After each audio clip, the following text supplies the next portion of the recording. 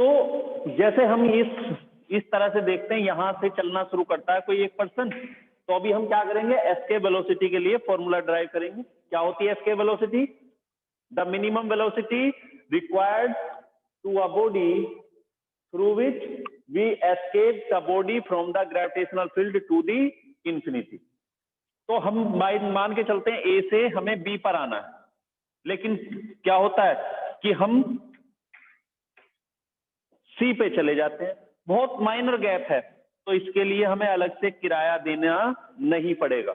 देखो जिस तरह से हम मान के चलते हैं, हम ए से हमें बी पर आना था लेकिन हम सी पर चले जाते हैं, या हमें सी पर आना है, बी पर आना था, सी पर आना था और हम बी पर रुक जाते हैं, तो वो हमें वापस नहीं करेगा। क्यों? क्योंकि ये माइनर गैप है। इसका मतलब ये कि इन दोनों पॉइंट के बीच इतना कम गैप था कि हमारा अगर वो किराया तो बनता है देना या लेने वाली, लेकिन हम उसको छोड़ देते हैं, ना वो हमें लेता, हमसे लेता है, ना हमें उसे देना पड़ता है।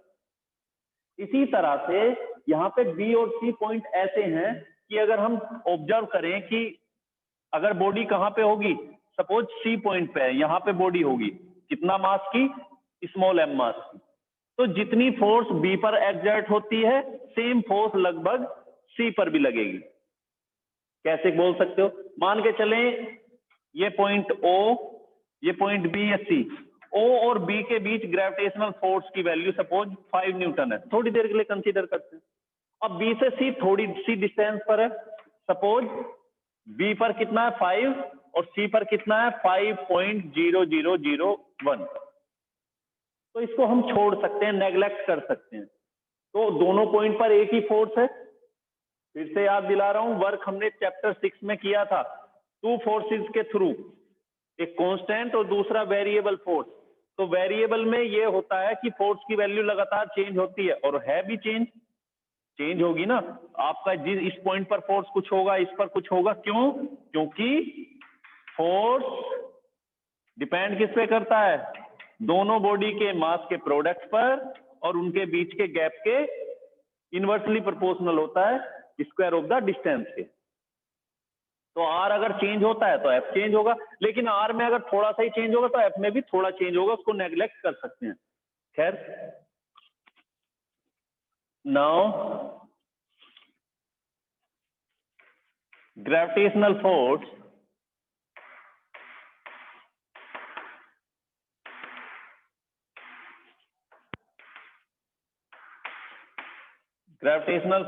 on B between two objects, between two body, कितना होगा? F equals to g m e m upon, यहां से वहां तक का डिस्टेंस कितना लिया हुआ है हमने? Small are.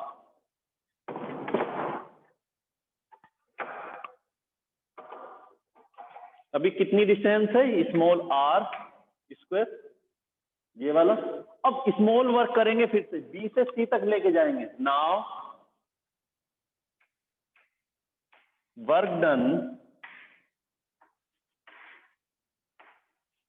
In bringing the body from B to C। देखो B से C पर लेके जाते हैं बॉडी को, और दोनों पॉइंट के बीच स्मॉल गैप है, तो वर्क भी स्मॉल होगा। और कितना होगा स्मॉल? dw। स्मॉल क्वांटिटी को हम किससे रिप्रेजेंट करते हैं? उस क्वांटिटी के साथ d लगा के, ये इस तरह से प्रीफिक्स d को यूज करते हैं वर्क के लिए। dw equal to force into, दोनों के बीच कितना डिस्टेंस लिया हुआ है? dr। f की वैल्यू पुट करेंगे, g m e m upon r square into dr। यहां तक क्लियर हो गया? वहां पे बस हम क्या किया था, इंफिनिटी से यहां तक लेके आए थे, तो लिमिट हमने क्या रखी थी? Infinity to r. यहां पे हम क्या करेंगे? सरफेस से इंफिनिटी पर लेके जाएंगे। Now total work done, total work done इन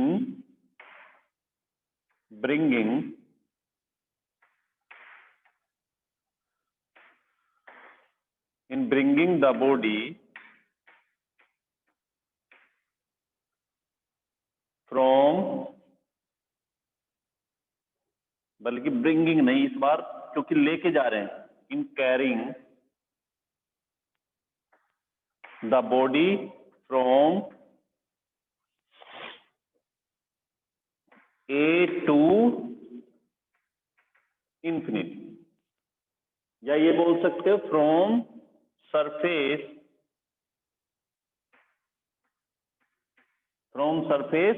और सरफेस पे क्या है हमारा, सरफेस पॉइंट ए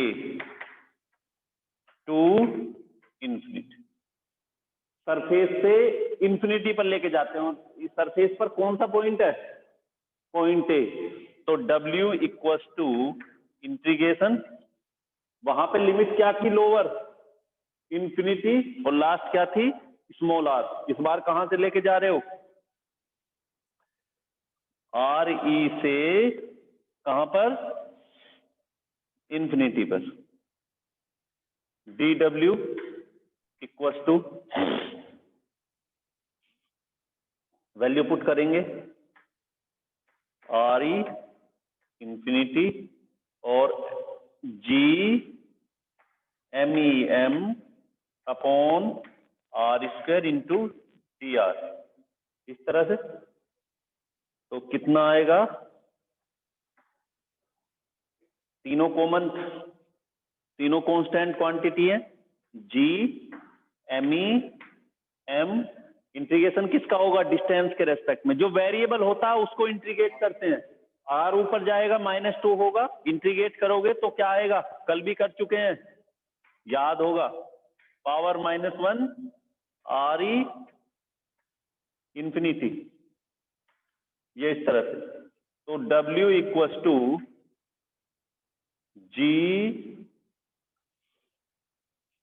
GMEM, अब देखो 1/R होगा, पहली बार हम इंफिनिटी पुट करेंगे तो ये क्या आ जाएगा, साथ साथ करता हूं, ये R इनवर्स है, इसका मतलब क्या है, 1/R है ना, और नीचे पावर -1 भी रहेगी, ये भी तो रहेगा बच्चों, याद है ना, n की पावर +1 और -n+1, नीचे जो पावर आती है वही डिनोमिनेटर होता है, तो इस माइनस को यहाँ पे लिया। अब क्या आएगा, ये अपर लिमिट पहली बार इंफिनिटी -1/RE, ये इस तरह से, ये तो 0 है ये वाली टर्म, ये माइनस और माइनस हो जाएगा प्लस, है ना, और ये आएगा GMEM अपॉन RE, इस तरह से। ये जो वर्क है, जो हमने वर्क किया, that work is done due to energy, और यही हमें प्रोवाइड क्या करता है, वर्क एनर्जी प्रोवाइड करेगा, तो क्या होगा, escape energy, therefore escape energy, इसको U से रिप्रेजेंट किया, escape energy U equals to W, और कितना आएगा, GMEM अपॉन RE। तो समझ आ गया होगा बच्चों, जितना हमने कल इलेक्ट्रिक पोटेंशियल के लिए फॉर्मूला किया था, इलेक्ट्रिक पोटेंशियल एनर्जी के लिए, वही हमारा यहाँ पे एस्केप एनर्जी रहेगा। बस अंतर ये है, वो डिफरेंट नेगेटिव थी, और इंफिनिटी पर लेके जाने के लिए हमें कितना क्या करना होगा, उतनी ही उसे पॉजिटिव देना होगा। याद रखो, किसी भी बॉडी के पास जो एनर्जी होती है इंफिनिटी पर, वो 0 होती है। किसी भी बॉडी की इंफिनिटी पर एनर्जी, टोटल एनर्जी 0 होती है। तो थोड़ी देर के लिए सोचो, इस पॉइंट पर कितनी एनर्जी है बॉडी की, -GMEM अपॉन RE। इस पॉइंट पर इतनी एनर्जी है। कौन सी एनर्जी है? Gravitational potential energy. और मैंने कहा इंफिनिटी पर कितनी होती है? इंफिनिटी पर बॉडी की एनर्जी कितनी होती है? 0। और यहां कितनी है? यू आर ई कितना है? -GMEM/RE। तो हमें इंफिनिटी पर 0 होती है, यहां नेगेटिव है, तो 0 कब हो सकती है? जब उसे उतनी ही पॉजिटिव दी जाएगी। फिर से समझो, मान के चलो यहां पे इसके पास कितनी है? 5 जूल, और इंफिनिटी पर 0 होती है। तो 0 करने के लिए यहां इसको कितनी एनर्जी दी जाएगी? Positive 5 joule plus 5 joule energy जब हम इसको देंगे तब इसकी 0 हो जाएगी।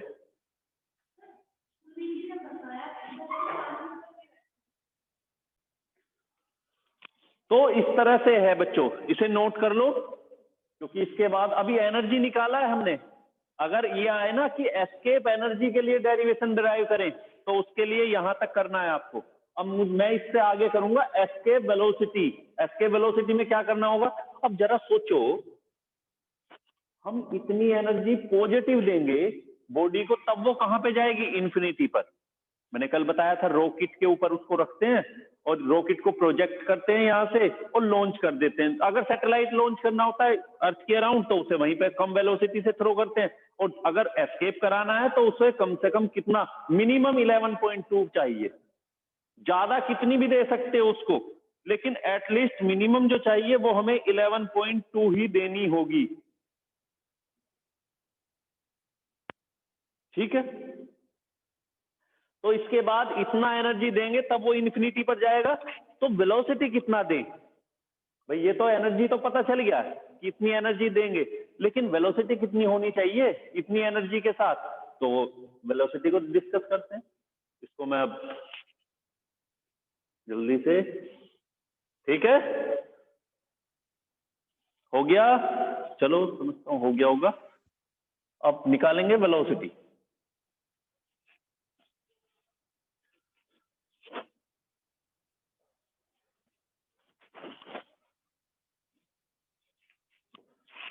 तो देखो, ये जो एनर्जी है, इतनी एनर्जी देंगे तब वो इन्फिनिटी पर जाता है। और एनर्जी देते हो तो सोचो क्या होगा साथ में? उसको किस फॉर्म में मिलेगी एनर्जी? काइनेटिक एनर्जी की फॉर्म में, है ना? If we projected the body with this velocity, with this energy, then the kinetic energy should be v. हम कंसीडर करते हैं कि क्या होना चाहिए? एस्केप वेलोसिटी वीई है, तो क्या होगी? कितनी एनर्जी हो जाएगी? Half m v square. ये काइनेटिक एनर्जी होता है। Therefore, kinetic energy of the body should be, kinetic energy of the body should be कितना होना चाहिए? U। U से मतलब ये है ना, इसको मैंने खाली काइनेटिक एनर्जी बोल दिया। तो ये क्या होगा? इसकी value half m v square equal to GMEM/RE। M से एम कैंसल, क्या आ जाएगा? वीई इक्वल टू 2GME, 2 की मल्टीप्लाई GME/RE। ये हमारा फॉर्मूला आता है कि जितना ये है इसका डबल होगी तो वो एस्केप कर जाएगी। मींस मिनिमम है ये बच्चों। इतनी एनर्जी से कम अगर हम किसी बॉडी को थ्रो करेंगे वो नहीं जा पाएगी। एटलीस्ट इतना चाहिए, मिनिमम इतनी एनर्जी उसको चाहिए। इससे ज्यादा दे सकते हो 3ME 4 5 समथिंग, लेकिन मिनिमम डबल तो करना ही होगा। इसका डबल आपको करना होगा। अच्छा, स्क्वायर रूट में, क्योंकि वी स्क्वायर है, ये आ गया 2GME/RE। अच्छा, एक फॉर्मूला मैंने कराया था, याद होगा। इस डेरिवेशन को हम एक तरह से और भी लिख सकते हैं।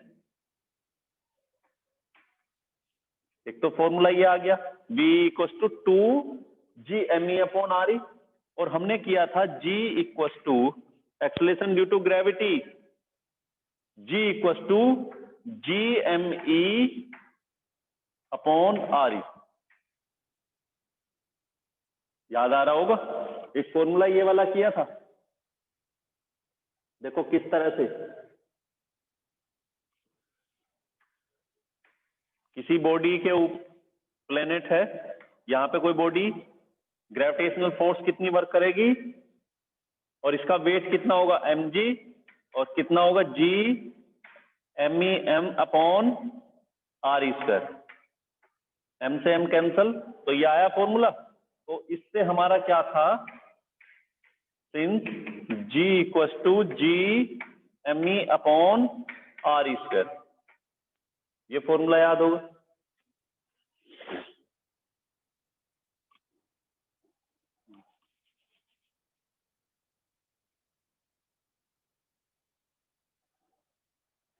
तो इसकी जगह पुट करोगे, GME की को क्या लिख सकते हैं, देखो ये फॉर्मूला ये था, तो हम इस GME की जगह लिख सकते हैं देयरफॉर GME = g(r)(e²). तो क्या आ जाएगा, escape velocity should be equal to 2 GME की जगह g(r)(e²/re), ये कैंसल, रूट के अंदर है सारा कुछ, तो आ जाएगा VE = √2g(r)। ये इस तरह VE = 2g(r)। तो मैंने बोला था इसकी वैल्यू लगभग 11.2 किलोमीटर पर सेकंड होती है। क्यों बोला था, यहां से निकालते हैं, इसको पुट करेंगे, ये रब कर दें।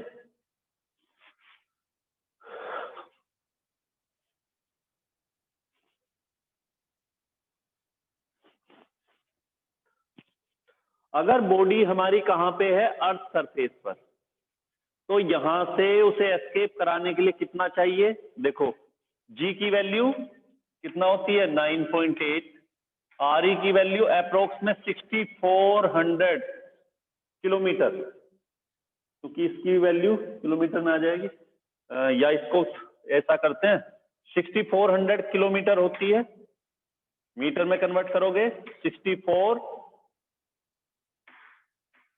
ये 1 2 3, यहाँ पे डेसिमल लेकर है, 3 पावर तो ऐसे ही आएगी, मीटर में कन्वर्ट करोगे तो 10⁶ मीटर पुट करो। देयरफॉर VE = √2g की वैल्यू 9.8, RE की वैल्यू 6.4 × 10⁶, ठीक है। तो टोटल जब कैलकुलेट करोगे, इसको सोल्व करोगे, तो ये आता है 11.2 किलोमीटर पर सेकंड। इस तरह से इसकी वैल्यू निकल के आती है, नोट कर लो ये भी। नेक्स्ट टॉपिक की बात करेंगे, ये भी हो गया है।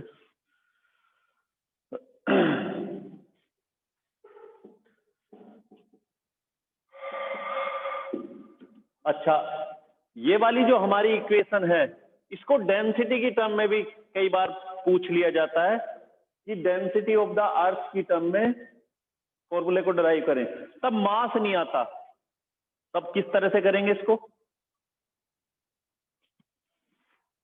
देखें जरा, हो गया होगा।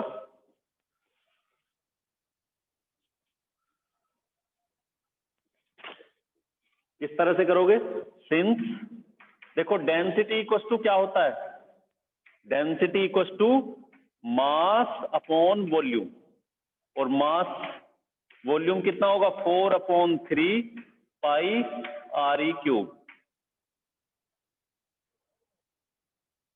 तो ME की जगह क्या आएगा, ME = ρ 4/3 π/re³, पुट करो। वेलोसिटी = 2g, ME की जगह ρ 4/3 π/re³/re, है ना, 2g, ये इस तरह से मास की जगह ये पुट किया, RE² बचता है, कितना आ जाएगा 4 2 जा 8 π, 4 2 जा 8 π/g, भाई ये 4 2 जा 8 π/g RE²। ये फॉर्मूला बनता है, ये भी एक फॉर्मूला आता है अपॉन 3 भी आएगा बच्चों इसमें इस तरह। तो डेंसिटी टर्म में भी निकाल लिया। नेक्स्ट आता है इसके बाद नेचुरल एंड आर्टिफिशियल सैटेलाइट। तो नेचुरल और आर्टिफिशियल सैटेलाइट क्या होते हैं? देखो दो तरह के सैटेलाइट होते हैं, नेचुरल और आर्टिफिशियल। अगर हम बनाने के पर्पज से देखते हैं तो नेचर ने जो बनाए हुए हैं उन्हें नेचुरल बोलते हैं, और जो ह्यूमन बीइंग के कारण है उनको आर्टिफिशियल बोलते हैं। जैसे पृथ्वी वगैरह वगैरह कई सारी सैटेलाइट है। देखो जैसे हमारी अर्थ की सैटेलाइट क्या है? मून। उसी तरह से हमारे अर्थ की भी कई सारी सैटेलाइट है, INSAT first A, INSAT first B, INSAT 2B, है ना। जो सैटेलाइट हैं जिनकी वजह से तुमने देखा सिग्नल आते हैं, टीवी में कई बार होती है ना प्रॉब्लम, सिग्नल चले जाते हैं, तो वो सारे किसकी हेल्प से आते हैं? सैटेलाइट की हेल्प से। तो आर्टिफिशियल सैटेलाइट है ह्यूमन ने जो बनाए हुए हैं। इसके बाद बात करते हैं कि इनको सेट कैसे करते हैं, लॉन्च कैसे करते हैं सैटेलाइट्स। तो मैं कल भी इस बारे में डिस्कस कर चुका हूं, launching of a satellite. Launch कैसे करते हैं कि किसी रॉकेट के ऊपर ये वाला जो पोर्शन होता है इसमें सैटेलाइट को रखते हैं, नीचे इसमें फ्यूल भर लेते हैं, कई सारे चैम्बर होते हैं, आग लगाने के बाद ये इजेक्ट करता है। इजेक्ट मतलब ऊपर की तरफ गैसेज निकल रिलीज होती हैं, एक्शन फोर्स नीचे की तरफ, और ये गैस पार्टिकल वापस इसके ऊपर रिएक्शन फोर्स लगाती है। कंबस्चन होता है फ्यूल का, आग जब इसके अंदर चलती है और ये लगातार ऊपर की तरफ लिफ्ट करते जाता है, और ये हमारी सपोज अर्थ के सरफेस से, और ये लगातार चलते चलते एक वेलोसिटी जब इसको पर्टिकुलर मिल जाती है उसके बाद ये इससे इजेक्ट कर देते हैं। इजेक्ट का मतलब इस सारे सिस्टम को इससे अलग कर देते हैं। और ये तुमने देखा होगा जब लॉन्चिंग होती है तो उस टाइम पर उसकी जो सोलर पैनल होते हैं, इसमें सोलर पैनल भी लगा के रखते हैं, क्योंकि सैटेलाइट को चलाने के लिए कुछ हमें एनर्जी भी तो चाहिए, इलेक्ट्रिसिटी चाहिए होगी, तो सोलर पैनल लगाते हैं। वो बाद में अनफोल्ड होते हैं, ओपन देखा भी होगा चलते हुए, और फिर उसके बाद ये लगातार अर्थ के अबाउट चलती रहती है। तो कितनी वेलोसिटी हमें इसमें चाहिए? एस्केप वो तो हमने पढ़ लिया, एस्केप कि अगर ग्रेविटी से भी बाहर निकालना है तो कितना चाहिए? मिनिमम 11.2 किलोमीटर पर सेकेंड। ज्यादा कितनी भी दे दोगे तब भी वो बाहर जाएगा, लेकिन यहां पे चाहिए ऑर्बिटल। ऑर्बिटल का मतलब किसी भी सैटेलाइट को, किसी बॉडी को दूसरी बॉडी के अराउंड चलाने के लिए कितनी वेलोसिटी चाहिए। जैसे एक एग्जांपल मान के चलते हैं, हम मेरे पास एक धागा है, एक स्ट्रिंग लेते हैं और उस स्ट्रिंग से एक पत्थर को बांधते हैं। ये इसका सेंटर O, और यहां पे हमने क्या किया, एक पत्थर को बांध लेते हैं। ठीक, ये लगातार इस सर्कुलर ट्रैक पर मूव करेगा और सर्कुलर मोशन करता है, लगातार चलते जाएगा। अब जरा सोचो, सपोज ये धागे को जब हम खींचते हैं, स्ट्रेच करते हैं, तो 4 न्यूटन तक ये सहन कर पाता है। 4 न्यूटन से ज्यादा फोर्स लगाते ही ये ब्रेक हो जाता है। जब तक हम धागे को खींचते हैं 1 न्यूटन, 2 न्यूटन, 3 न्यूटन, तो ये भी अपोजिंग फोर्स लगाता है, टेंशन क्रिएट होती है, लेकिन 4 प्लस जाते ही ये ब्रेक हो जाता है। तो इसका मतलब क्या हुआ, यहाँ पे एक फोर्स लगी हुई है, तो हमें इसमें इस ऑर्बिट में चलाने के लिए लगातार 4 तक हम इसके ऊपर फोर्स लगा सकते हैं, लेकिन अगर ज्यादा तेजी से घुमाएंगे तो ये ब्रेक हो जाएगा। उसी तरह से किसी भी सैटेलाइट को उसकी ऑर्बिट में चलाने के लिए हमारे पास एक वेलोसिटी होनी चाहिए, that is orbital velocity. The velocity required to set to keep a satellite into its orbit. किसी भी सैटेलाइट को उसकी ऑर्बिट में सेट करने के लिए जो वेलोसिटी रिक्वायर्ड होती है, दैट इज ऑर्बिटल वेलोसिटी। इसके लिए क्या फॉर्मूला होगा, क्या डेरिवेशन होगा, इसे हम नेक्स्ट टॉपिक में, नेक्स्ट वीडियो में पूरा करेंगे। ठीक है बच्चों, अभी मैं वीडियो बंद करता हूं।